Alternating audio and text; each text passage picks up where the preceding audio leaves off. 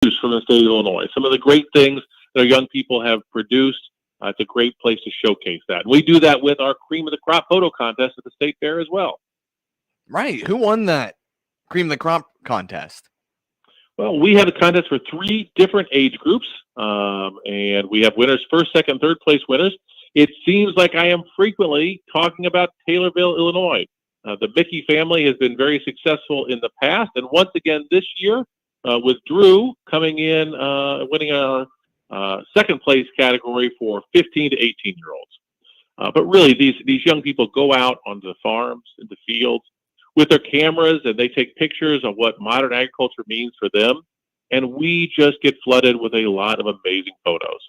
We like to recognize the winners. We also like to use their photos in our promotional materials for our Ag Invest program, in our social media, in our calendar we put out. It's just great to meet these kids and get a chance to talk with them. You sound, I don't want to say, you don't sound surprised. You sound almost like, go figure, it's one of the Mickeys. Yeah, well, this is our 10th year doing this. Yeah. They have been winners in the past, but every year, I wouldn't say we're surprised by the talent out there, by the great pictures, because we know it's coming in, but it's really nice to see new images. It's nice to meet these kids because we know that agriculture is the number one industry in the state of Illinois, but we also know when we drive around through our fields and look into those combines on those tractors, you see an awful lot of gray hair. And we're going to need to create that next generation of ag leaders. And hopefully a young kid goes out there, looks around, and sees an opportunity, because we need them to step up in the next few years to be that next generation of ag leaders. Tell me a little bit about Drew Mickey's entry, if you're familiar. I don't want to have you step out of the realms of what you're able to answer, but are you able to describe it? We have multiple winners in multiple categories. And I'm having trouble remembering his picture right now. I get it. I don't want to. Right. Go ahead. Yeah, it was a great day. We do it during Ag Day. We go for the Ag Breakfast. We host this. Was our 10th anniversary of the Cream of the Crop photo contest. And one of the things we did differently this year is we gave out Bright Start scholarships to the winners. So after 10 years, we found that this is really important. We buckled down and found an opportunity to give some more opportunity to the winners. And I think the kids were really excited about that this year. What do those scholarships entail? Well, we set up Bright Start college scholarships accounts for them for $1,000 for the winner, $500 for second place, and $250 for third place. It's not going to help them afford all of their college expenses. We want them to know that the state is there helping them for their efforts. Research has shown that if a young person knows they have a college savings account in their name, they are 3 times more likely to go to college. Because when a parent sets up a college savings account, it's not the amount of money they put in, but it's a message the kids hear. When a kid hears that their parent set up a college savings account for them, or their grandparent, or an aunt and uncle, what they hear is, "You're smart. You are college material. I believe in you." And then they work a lot harder in high school. And they can use that money. It's really flexible. They can use it at a 4-year university. They can use it at a community college. They can use it at a trade school, a vocational program. They can use it at an apprenticeship, something post-high school to give them the education or the certification they need to get a good paying job and support themselves and their family. Is there anything else that you'd like to say about the Cream of the Crop photo contest? No, it was just fun to meet the kids out there, to meet their parents, to talk to them about their futures and their dreams. And some of them have definite ideas of what they want to do, and some of them are just now thinking about it. But we want to put them on a pathway to success, and that's why we give them these scholarships. And the other thing I'll add, because I didn't really answer your earlier question, it was fun to have our unclaimed property live auction out of the state fairgrounds. Had over $200,000 in valuables that were left in bank safe deposit boxes. We have been looking and trying to track down those owners for at least a decade.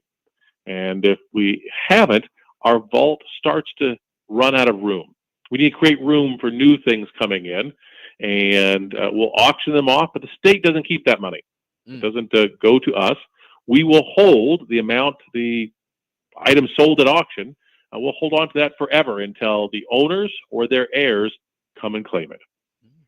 I see. So that money then goes into kind of let's call it, for just for simplicity, like a safe keep safe account. And then when they come looking for it, you'll give them that money. Yeah, if you had someone who really valued their Mickey Mantle rookie card and put it in a bank safe deposit box for safekeeping and passed away without telling their children or their spouse, that card will come to us. If we can't track down that owner or their loved ones in 10 years, we'll sell it off. But if in 20 years or 30 years or 50 years, one of their heirs comes to claim that, we can't give them that card, but we can give them the thousands of dollars it sold for at auction. Was that one of the cards or items that you sold this year, a Mickey Mantle rookie card, or is that just something you have? No, that was in the news recently as a really expensive card. Oh, I remember. But we did sell some baseball cards. I auction them off myself every year. I'll auction off one lot. We sold some baseball cards. There was an Ernie Banks and a Ron Santo. There was a Carl Yastrzemski, I think a Johnny Bench, a Willie Mays, and a father and son bid on that for $270. And I went to talk to the kid afterwards. He seemed very excited. He was a big baseball fan. For a Willie Mays card, that sounds like a steal. I'm not sure which Willie Mays card it is, but exactly. He had an amazing career. His rookie card is definitely worth more, and it depends if the condition of the card, but they were in good condition because some collector appreciated them and put them aside in a safe deposit box. And we couldn't track down the owner, but when their loved ones eventually find us or we find them, they'll get the $270 that we sold it for. All right. One more question about the auction. What would you say was the most unique or unexpected item that you auctioned off, or maybe not you specifically, but that the auction did sell off at the state fair this year? Well, from this last auction, I can say the most unique thing was a picture frame. I saw it. It looked nice. And they told me that will be the most expensive thing at this auction. A picture frame. Interesting. But it was I think a Fabergé picture frame. A famous family had made this. It was old. And if you are a collector of such things, this is difficult to find. It was of good quality, and it was valued at more than $10,000. I wouldn't know it by just looking at that frame, but for people out there who care about these things, it was quite the find. That sounds really cool. And this happens every year at the state fair, right? So if you missed it this year, you can go next year and catch the state fair auction, which I believe is it every Saturday of the state fair? Or we do it on the second Saturday of each state fair. As long as I am doing this, we will have this. Awesome. This was started by a predecessor of mine, Judy Bartopinka. She loved the state fair, wanted to bring more people out to the state fair. Her two successors stopped this. When I came into office, people asked me if I'd bring it back. We did it for a year, saying, we'll see how this goes, and the response was great. People were excited. A lot of people came out to bid, and they enjoyed the fair afterwards. And so we've been doing it for the last 8 years. Do you have a figure on how much money you are going to be able to return from this year's auction? Well, I think it was total amount value sold was around $200,000. Right. Some things sold for more. Some things didn't reach their minimum bid. But so that's $200,000 we will hold on to until we can track down the rightful owners or their loved ones. All and right. We've done a great job of doing that since coming into office. We've returned over $1.5 billion to individuals and businesses and nonprofits in the state of Illinois. If any of your listeners have not heard this before, I encourage them to go to illinoistreasurer.gov. Click on iCash, our unclaimed property link, and there, put your name in. Put your name into our database. See if we have something that belongs to you. We find 1 in 4 people who go to our website, we have something for. And if you don't find something for yourself, check for some family members, especially if you have parents or grandparents who lived in Illinois but are now deceased. A lot of property gets turned over to us because people don't tell their children all of the accounts where they left money. And then when they pass away, it gets turned over to us. But we don't want to hold on to it. We'd love to put it back into their kids' hands. That's State Treasurer Michael Frericks. More from him after this short break right here on WTIM, your information station. Your stream brought to you by Landmark of Taylorville, where you always do better with Landmark and People's Bank and Trust, where they put people first.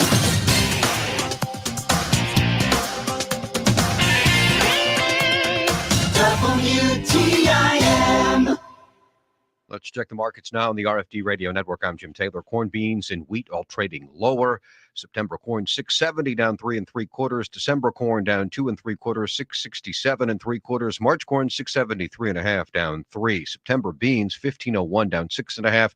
November beans down 13 3/4, 1408 3/4. January beans 1414 1/4 down 13.5. September wheat 806 down 3. December wheat down 2 pennies, 829.5. September bean meal 458.60 down 30 cents. September bean oil down 256.70 18. In the livestock market, September feeders up 75 cents, 183.20. October live cattle 143 even, up 42 cents. October lean hogs 92.27 up 75 cents. In the energy market, October crude oil 87.59 down $1.96. Check the markets on this Thursday. Jim Taylor, RFD Radio Network. This is a station editorial. I'm Randall J. Miller, station president. The word inflation is one we hear practically every day in the news. And of course, both political parties are blaming each other for it. Truth is, no matter where you go or what you buy, you're feeling its effects. I want to delve into the why we have the inflation rate at plus or minus 10% over the past year. It's simple economics, capitalism, and the marketplace. Reason number one of two. When both parties pass legislation borrowing or printing over $2 trillion, that's trillion with a T, dollars to pass out, claiming the country needed it in 2021 despite the signs the economy was doing okay, that's going to cause inflation and a lot of it. Reason number two of two. When politicians shut off the domestic oil spigot because the majority party is realizing that instead of having 4 years to pass their green agenda, they now have less than 3 months, they've got to stop anything that'll increase domestic oil supply and more, begin ramping down anything that burns fossil fuel. The problem is when you shut down increased production of fossil fuels that still power homes, businesses, and factories, you can't ramp up the green agenda to generate power fast enough. Wind and solar aren't being built quick enough to replace the fossil fuels the majority party are shutting down. That's why one of my transmitter side power bills last month went from $1,200 to over $3,100. Ouch. Well, there you have it. Simple economics, capitalism, and the marketplace. And when politicians tamper with it, it turns into a mess and is hitting our pocketbooks and will continue to do so for quite a while. When the marketplace is left alone without any tampering by the government, it works pretty well. When government, whether it's federal or state, does tamper with it, you and I will be paying more for our energy, goods, and services for a long time. That's our opinion. We welcome yours. Our email address is editorial@randyradio.com. Your information station, WTIM. Welcome back to the WTIM Morning Show. I'm Avery Cooper. Your stream brought to you by Landmark of Taylorville, where you always do better with Landmark and People's Bank and Trust, where they put people first. I'm here on the phone with State Treasurer Michael Frederickson. You know, we're talking about all the things the State Treasurer's Office does for those in Illinois to help them plan. And also, we talked a little bit about the state fair, too. One of the things Treasurer Frederickson, your office does is right now you are in the middle of helping people save for their retirement. And I know that this has been a program that's been in the works for a little while, but it's coming in waves. So this fall, that program is going to start another wave. So fill us in a little bit about this program and what the goal is and what's going to happen this fall. Great. Yeah, we help give people opportunities to save, to have a brighter future. And one of the ways we can do that is to make sure they can have a retirement with dignity. We want people to enjoy their golden years, but we have a retirement crisis throughout this country. Too few people have not saved, too many people have not saved enough, or too few people have saved enough for retirement to be able to have a retirement with dignity. We all know we need to do it. We put it off, and I can tell you it's pretty clear. Research shows that the big key to people saving for their own retirement is, do they have a workplace retirement savings option? Because if they do, if they have a pension or a 401k, they're 15 times more likely to be saving for their retirement than someone who doesn't. So we think the answer is easy. We set up Illinois Secure Choice.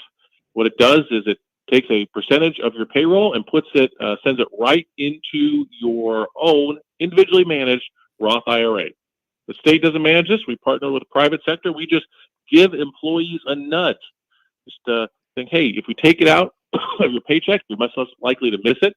and then it will sit there and grow over time, and then you will hopefully have a nice little nest egg when you're finally ready to stop working.